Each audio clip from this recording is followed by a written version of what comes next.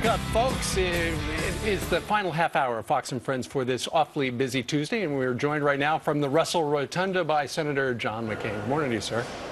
Good morning, gang. How are you? We're doing okay. Look good with that exercising, especially you, Gretchen. Oh, well, thank you very much. I'll take a compliment from anyone. Thanks so much. There you go. Let's get on to something else, though, that's happening, because we had the President of the United States and the French President, Nicolas Sarkozy, caught with an open mic speaking ill of the Israeli Prime Minister, Benjamin Netanyahu. Let's take a look at what was said. Sarkozy to Obama said, "I cannot bear Netanyahu. He's a liar." And President Obama apparently said, "You're fed up with him? I have to deal with him every day." Your reaction, Senator? Well, obviously, I would probably fire some aides that allowed that to happen if I were in their place. But perhaps as importantly, it really is indicative of the attitude and policies that this administration has had towards Israel. I happen to be a great admirer of Prime Minister Netanyahu. I've known him for years, and Israel is under more pressure and probably in more danger than they've been since the '67 war. And that kind of comment is not only not helpful, but indicative of some of the policies towards Israel that this administration has been part of. Well, I saw on one website, and I don't know for sure if it's accurate, but you know, it's out in the blogosphere, so people are talking about it today. There's some suggestion that because this happened, 3, 4, 5 days ago, somebody may have asked members of the press who overheard it, "Hey, let's just keep this on the down low." But eventually, a couple of websites broke it. Yeah, you know, things do come out, and let me point out again that the Obama administration started out with a demand that for negotiations that the Israelis freeze any new settlements, while not demanding anything from the Palestinian side. And no one, not even the most ardent supporter of the president, can view the issue of Israeli-Palestinian issue and peace in the region as anything but a total failure as part of this, on the part of this administration. Yeah, I just don't know how those two personalities get past this, being that it's caught on record and obviously thought to be authentic. I want to bring you to something else. I know the French have always been like that. In fact, with their vote in the United Nations recently indicates that. But certainly, the United States policies in the past have not, or attitude towards Israel has not been that. And by the way, we mourn the death of Smokin' Joe Frazier, one of the brightest stars in the golden era of boxing.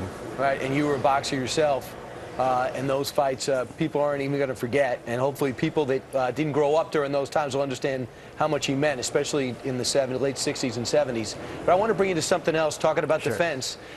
You were really worried, as in many people, that the super committee is going to fail and cause the destruction of the Pentagon's budget. What's going on with that? Is there a fight to avoid the sequester with the super committee? Well, I think we have to make plans to try to reduce or even eliminate those cuts. Other cuts are already being enacted in defense spending, and in the view of the Secretary of Defense, every military leader, every national security expert that I know and respect, is that this would emasculate our national defense capabilities. And so we just can't do that. Congresses cannot bide future Congresses. And Lindsey Graham and I and some others are working on a plan where maybe we could enact further savings and efficiencies, but certainly not the kind that are envisioned by the sequestration action if that eventuality should arise. We just simply can't afford it. We live in too dangerous a world. Sure. And Senator, there's an item on the op-ed page of the Wall Street Journal on Saturday that said the last thing that the President of the United States wants is for the super committee to be successful. Well, I think when you look at some of the comments and behavior of the Democratic leadership, that they feel that it would help them politically if it fails. And I want to emphasize that I think all Republicans, or certainly almost all of us, believe that tax reform, by not raising taxes but closing the loopholes, cut the rate from 35 to 25 and close the loopholes, that would be revenue neutral, but over time would generate dramatic increases in revenue because it's a fair and simple tax code that everybody could understand and support. Speaking of potential defense cuts, let's talk about the Pentagon, because apparently you get what you pay for in this particular situation. Counterfeit computer chips from China could be causing our United States weapons to fail. What do you know about this, Senator?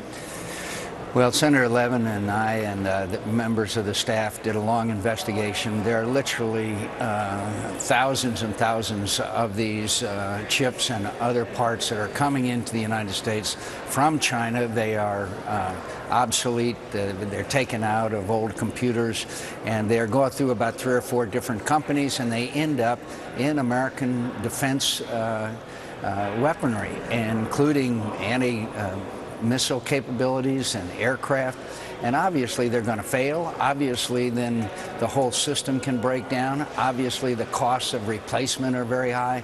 It's really scandalous, and of course it all begins, guess where? Not all, 70% of it begins, guess where? China. Yeah, you get what you pay for. There you go. All right, Senator, we thank you very much for joining us. We know you got a busy day up on Capitol Hill. Have a great one. Thanks for having me on. You bet.